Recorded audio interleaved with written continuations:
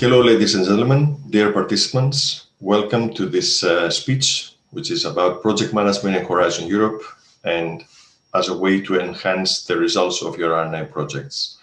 If you have any questions, please drop them in the Q&A section in UVA, and I will be after the speech with you to answer your questions. And already there are some questions, and I will be glad to answer these and much more. Today, I would like to present to you the transition from Horizon 2020 to Horizon Europe and how project management actually can help in this transition and help Horizon Europe become a more successful research and innovation funding scheme. We are in the transition currently from Horizon 2020 to Horizon Europe. So this is a long-lasting framework programs for research and innovation from the Commission. And finishing Horizon 2020, we have the new program coming up that will start in the spring of 2021 and will run until 2027. So it is important to see how project management can help in a more efficient and effective implementation of the new program, and also to demonstrate the impact that this program is having. It is very important to remember that for any EU initiative or any EU program, that we can demonstrate the impact and the impact that these programs are having in society, citizens, economy, and a market. So today, I would like to tell you more about the novelties of Horizon Europe, what is different between Horizon 2020 and Horizon Europe in the aspects that are related, of course, to the management of the projects, how these changes and novelties of Horizon Europe affect the implementation of the projects, and also how you will see now the new reporting and the new requirements that the program brings into the results and the impact. I will try to summarize this presentation with things that we can do for our projects, things that we can do when we're implementing research and innovation projects, and how project management can make the most out of these projects. I would like to stand in front of you today, not in my capacity as a Commission staff. Of course, I work in the European Commission, but I stand here in front of you as a person that has worked in both sides.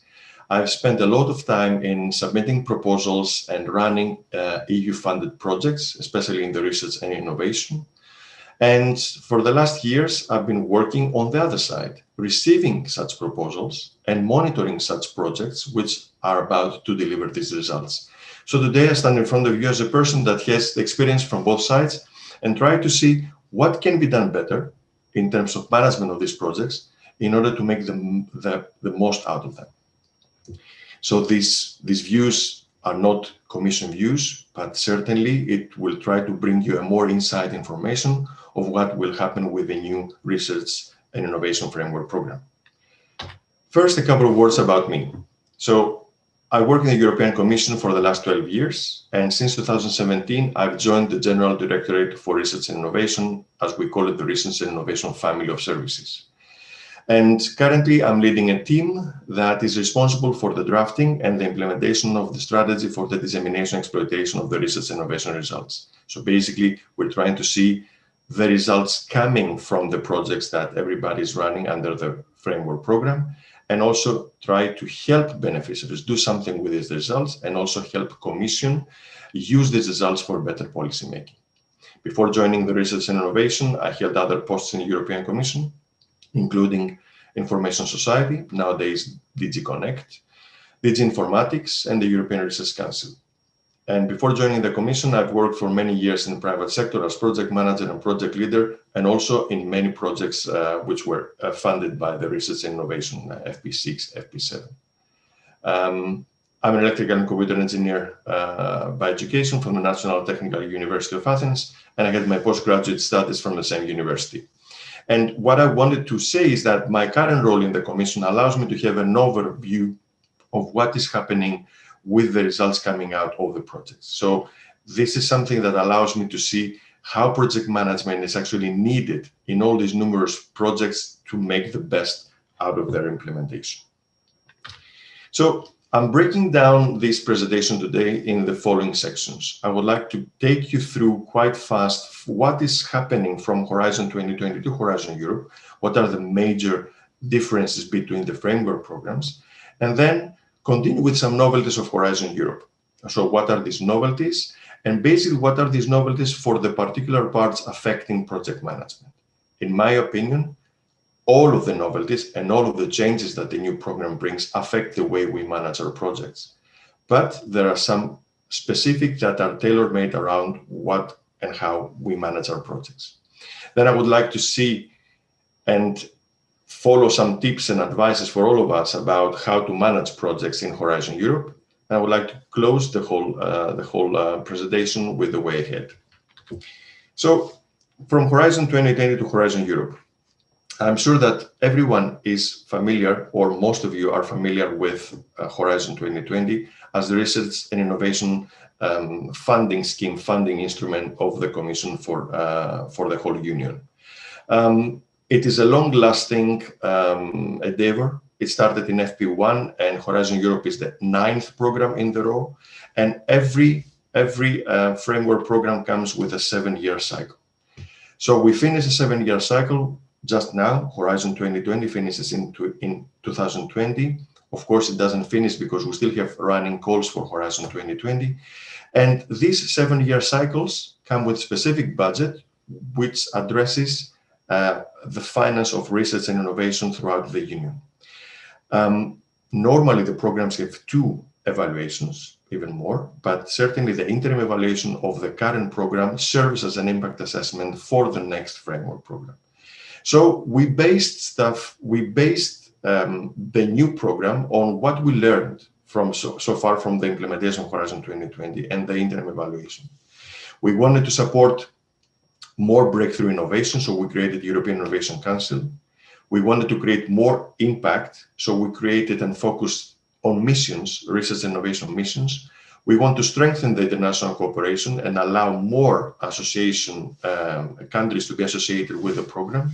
We want to reinforce openness, so we made open science as the normal mode for the new program. And of course, we want to rationalize the funding landscape and increase the participation, spread the excellence, increase the participation even to parts of Europe that are not very active or not very participating into the program. We have rules for participation, which define the way that somebody can access this program and how somebody can submit a proposal. These rules for participation continue to be the ones guiding the way we work. And of course, a constant rule is simplification. We try to simplify and we try to take the lessons learned from the previous program.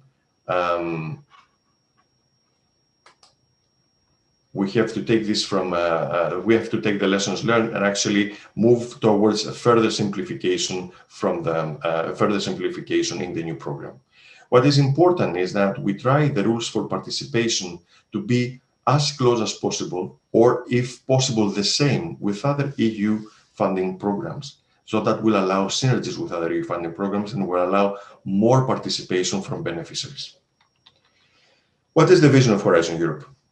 Very fast, we would like to create a sustainable, fair, prosperous future for people and the planet based on European values. We're going to tackle great challenges like the climate change, which is 35% of the budgetary target. We would like to help achieve the Sustainable Development Goals and boost the Union's competitiveness and growth, which is a long-lasting objective of the framework programs for research and innovation. What is the new structure? It is not yet completely defined, but we are in a good position to say that it will look pretty much like this. 3 pillars again. Pillar 1, excellent science. Pillar 2, global challenges, which used to be societal challenges in the past, and European industrial competitiveness. And Pillar 3, about innovation in Europe. So we have everything that used to be collaborative projects is again in Pillar 2. Everything that UNAS Excellent Science, Marie Curie, European Research Council is in Pillar 1. And innovation is in Pillar 3. At the same time, we would like to widen the participation and strengthen the European research area. So we have horizontal actions for partnerships, for increasing the participation from low-performing member states or regions of the Union. I would like you to focus on the first bubble here. And something I forgot to mention is that all the slides that I would like to show you from Horizon 2020 to Horizon Europe and the things that change in between these 2 programs, I would like also to invite you to keep in mind what are the project management implications or project management, let's say, impact that you see from these slides? According to me, everything that I'm putting in front of you as slides actually have a direct impact on the way we manage projects. And this is the cutting through all the slides. That's the idea, that everything you see should actually invite you to think of how we can manage differently things that we already do, or how we can change the way we're doing projects. So coming in the implementation strategy of the new program, I would like you to see the first bubble here, which is program and project life cycle. So the 7-year cycle is broken down to annual work programs. These work programs are being discussed with member states and agreed with member states. Work programs comes with call for proposals. Calls for proposals come with submission of proposals and evaluation of them. Then we have successful proposals that become projects. Sorry. And then we have the signature of the model grant agreements. We have implementation of our projects, and inside the implementation, we have to take care of our costs. We have to take care of our control strategy. We have to take care of our dissemination exploitation activities.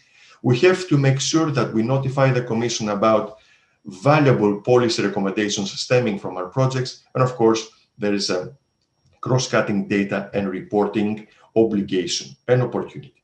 And of course, we would like to reach out as much as possible to European citizens, bring the program as closer as possible to European citizens so they can see the value. And of course, we would like to have a huge outreach for the next period. And of course, as I said, European partnerships, international cooperation, and synergies with other programs, other EU-funded programs, which is of utmost importance. Now, let me tell you some of the novelties of Horizon Europe in comparison with Horizon 2020. And I would like to focus these novelties in these 4 parts. How we have changes in proposal evaluation, proposal submission, project reporting, and also some changes in the exploitation of the results and the impact. Coming with proposal evaluation, you submit your proposals in Horizon Europe, you have to expect more or less what you had in Horizon 2020. 3 evaluation criteria are retained: excellence, impact, quality of implementation. And when we say quality of implementation, how we manage our projects, of course. Excellence is only under the European Research Council. Of course, transparency is really high in the agenda. The whole process is a transparent approach. It remains a transparent approach, and we basing our evaluation on external experts, and the final decision is taken by the Commission fully and transparently justified. We want also to adapt to new features. We want to have special arrangements possible when it comes to missions under Pillar 2, and of course the European Innovation Council. For example, portfolio considerations. So instead of just seeing individual projects, in portfolio of projects, and also changes to the proposals. We are building more on the lessons learned from the previous framework program, and every improvement that is considered that it will help towards that direction will be included. What comes as something new in Horizon Europe are things that you probably have heard in the past that Commission wants to pilot and Commission wants to see, but under Horizon Europe will become a reality. First of all, the blind evaluation. We would like to remove any real or perceived effect of such reputational bias. So we would like to have a blind evaluation that will not allow experts to see who is submitting the proposal. So it will be irrespective if it's a large organization, a large entity, a large university, or a small SME. So it will be a blind evaluation. And this will be under the first work program of Horizon Europe. We'd like also to increase the interaction with applicants, to provide a right to react on the evaluation and also a rebuttal approach. That increases the transparency of the evaluation system. It will correct any factual or misunderstanding happened by experts at an early stage, and it will provide more detailed feedback to applicants. And as I said before, it's a portfolio approach that we would like to try. Sometimes individual actions, individual projects cannot achieve much. So we would like to have a portfolio of projects, a cluster of projects that can achieve a measurable goal within a set time frame and impact for science, technology, and society. And this is something that we would like to try more and more, especially under Pillar 2. Now, what are the changes in the proposal submission? There are a lot of changes, but I would like to summarize the following one. First, we try to shift from the unit base, which is the project, to something deeper, which is the researcher or the researcher's team implementing these projects. It's very important now to see that we're asking more information about the researchers and a table and the role as participants, and this is in the structural part of the proposal. And the previous section of the members of the consortium now is again part of the structural part of the proposal, and the section of ethics as well. We're going to have security screening in all projects during technical evaluation. The narrative part will include specific glossary of terms and detailed instructions on how to fill in the narrative part. And please, particular attention should be paid from both sides, Commission when it drafts the glossary and the instructions, but also you when you're filling in the impact section, which it will be called key impact pathways. And of course, it's no longer necessary to have a complete dissemination exploitation plan as of the beginning. It's just a description of the summary, let's say, of your activities that will help achieve the key impact pathway in your projects. And of course, we want to reduce the page limit for the proposals. Now, reporting in Horizon Europe legal basis. This is something that I would like to focus a bit more because the reporting is important and is something which directly connects how we manage project with what Commission expects to see in the reporting. And in this slide, it's what the legal basis expects from the program implementation and therefore the project's implementation. So we need to have performance reporting system, ensuring all data for monitoring program implementation and the results to be collected efficiently and effectively in a timely manner without increasing the administrative burden for beneficiaries. And of course, proportionate reporting requirements shall be imposed to the recipients of the union funds. This, at least to me, sounds like project management. This exactly says what needs to be done at project level to achieve these particular obligations stemming from the legal basis of Horizon Europe. The basic principles is that we are building on H2020 best practices. We remove now all non-relevant parts from Horizon 2020, and we want to introduce changes for the key impact pathways. So now it's the pathway to an impact with all the activities and the actions of the project that could be done in the short, medium, and long term in order to achieve this pathway to impact. And of course, reduce user input whenever possible, meaning that we would like to rely more on external sources and connect these external sources directly with the Commission systems in order not to have burden and ask the beneficiaries to complete over and over again the same forms. What are the novelties? As I said before, key impact pathways. We have to describe a way towards impact with short, medium, and long-term activities. The reporting requirements will continue after the project. It is the case in Horizon 2020 still. It will be the case in Horizon Europe. Under Horizon 2020, Commission did not follow up, and it's pretty much common that after the end of the project, the follow-up was fading fast, and beneficiaries did not report back, and Commission didn't follow. In Horizon Europe, that will change. We want to focus more in dissemination exploitation of the results, and as I said, minimize the user input by linking with existing data sources.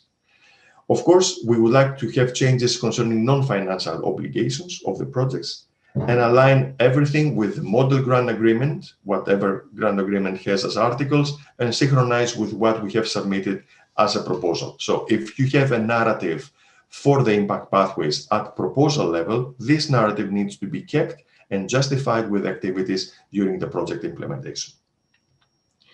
What are the changes that we expect in reporting? So we want to have an updated summary section with a new question on policy feedback. As I said before, policy feedback is important for Commission to have valid policy recommendations from your projects for making better policy for all Europe. A new table is there to capture researcher data. We're shifting from project to the researcher, to the research team, and we would like to have more information about the researcher. We would like to have more information about the results and more accurate information about the results with extra questions on marketization. And of course, open science and other research outputs, it is become stronger, it becomes more evident, and it would require more information in the reporting. And of course, there will be a number of structured questions on citizens' engagements throughout your projects.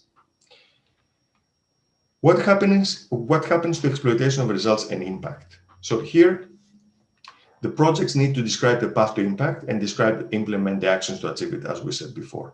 And the dissemination exploitation activities are part of that impact pathway, and a clear description of them shall demonstrate how the impact is reached. And of course, we have to implement these actions and make sure that these actions that are leading to impact, that are leading to the exploitation of our results, continue up to 4 years after the end of the project.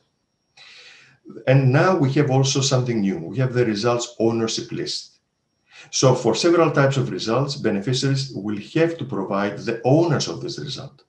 This is something that, out of the experience of Horizon 2020, it was clearly shown that there is a very big misunderstanding amongst partners in the consortium agreements about how to have ownership, clear ownership of the results. So this will be to be clarified in the reporting, and it will allow the Commission to know what is happening more inside the consortia and will be able to follow up further with you. Also, beneficiaries will need to report on the dissemination exploitation after the end of the project, and that can go after the end of the project up to 5 years.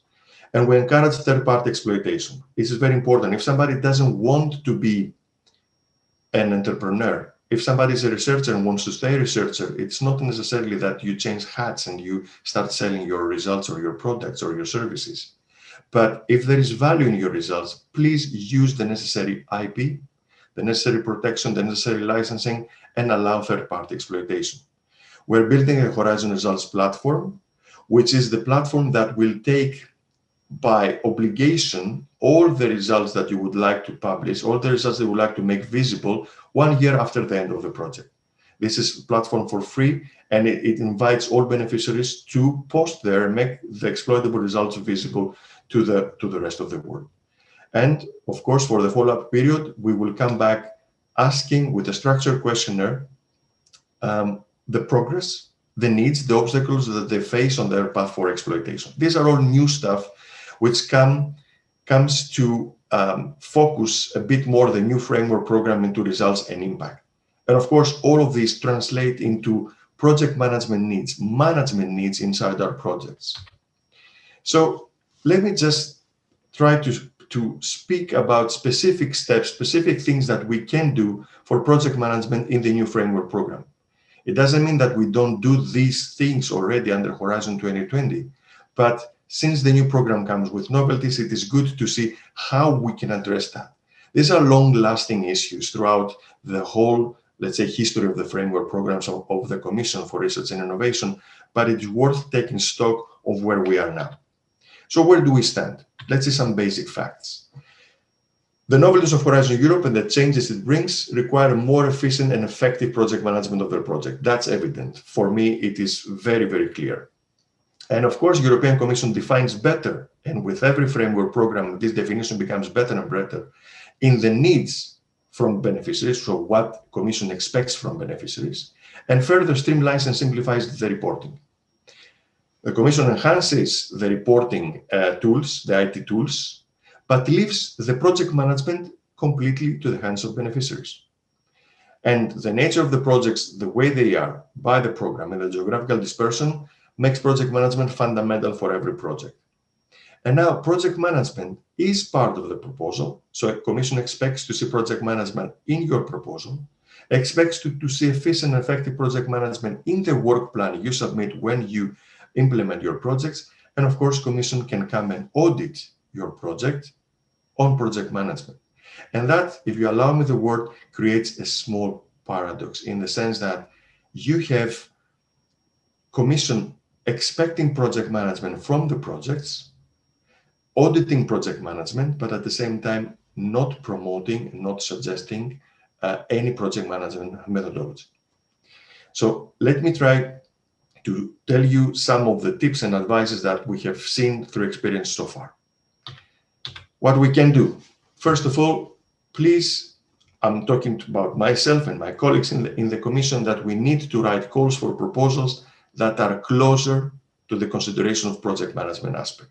So we need to be more specific in terms of KPIs, metrics for measuring impact and achievement, because that will allow beneficiaries submit better proposals with better management. Beneficiaries should follow closely the call texts. They should read carefully and they should try to understand what exactly Commission wants. And we think that with the new calls under Horizon Europe, we will make a better job at that, making you understand better and follow closer. And of course, consortium, as I said before, are geographically dispersed. So you build the consortium based on merit. You have to include different teams from different countries, different universities, different entities. So you should always aim for the same level of project management capabilities, especially when you're dealing with different locations and different cultures. You need to dedicate sufficient time to the management of the project. In the past, there was a specific percentage of the project, but this was abolished under Horizon 2020. So no particular percentage about project management. It is very important to allocate the necessary resources and the necessary time for project management. It is very important. For example, it's the same importance when you're dealing with communication, meeting project milestones, quality control of your deliverables is the same importance as delivering the deliverables themselves. And of course, so research management is about people. So please try to apply project management with clear roles, clear responsibilities, and treat people, which are researchers, which are doing something very, very particular, to feel much better and be more flexible so they can make more success of your projects. Try to establish a good working relationship with the project officer. The project officer feels part of your project and really wants your project to succeed. So make sure that you have a good communication, establish a good working relationship with the project officer. And you should know that project officers more and more take the courses of the project management, take the PM square methodology, and they become more knowledgeable of the project management that you are applying to your project. So please keep them close, keep them as part of your project, let them know things that you want to do in advance, and let them actually become flexible and avoid unnecessary burden.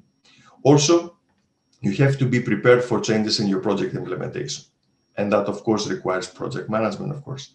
Deviations in deliverables, changes in consortium composition, differences in effort estimation, cost statements is a clear example of effective and efficient project management and why you need to communicate proactively with your project officer.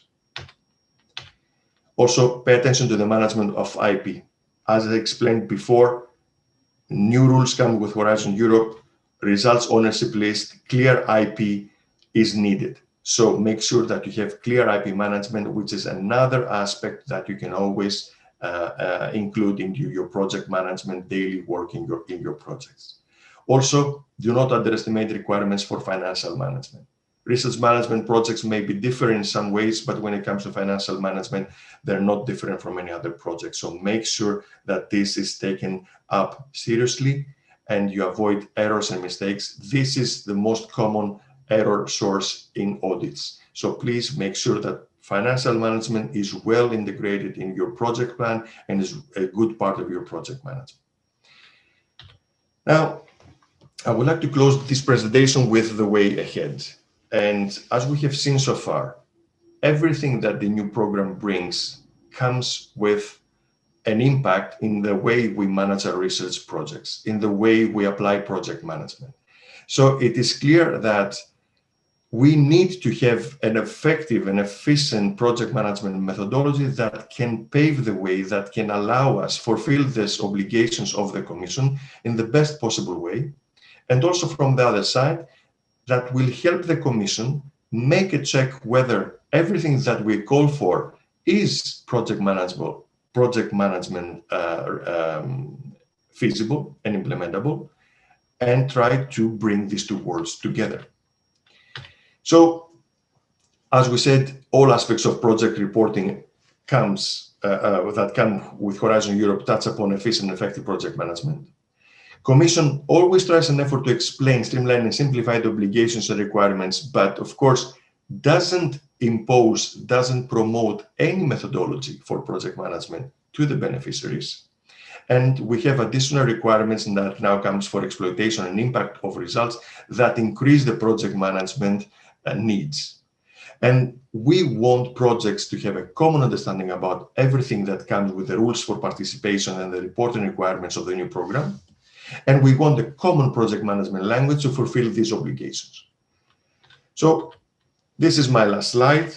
And what we see is an opportunity for PM Square to become a tailor-made approach, answering the needs for EU-funded projects, and in particular the R&I projects. I know that there is a group working on that. There was an earlier presentation about the project management squared and how it can serve the EU-funded projects. We would like this work to continue and finish, so we will be able to work on both sides. On the side of the Commission, to have a methodology that can be used to see if the reports that we're asking, the deliverables from beneficiaries, can be codified in this methodology, and do a reality check whether what we ask is feasible, project management-wise. And on the side of beneficiaries, apply the methodology, test it, see how it works, and also see how you can fulfill the reporting obligations through this methodology. That will enhance also the overall project management performance of the projects. If we achieve these two strands of work, then we can be sure about what we have in our hands and start making this methodology known to beneficiaries, start making PM Squared as the basis of any implementation of research managed projects. Thank you very much for your attention.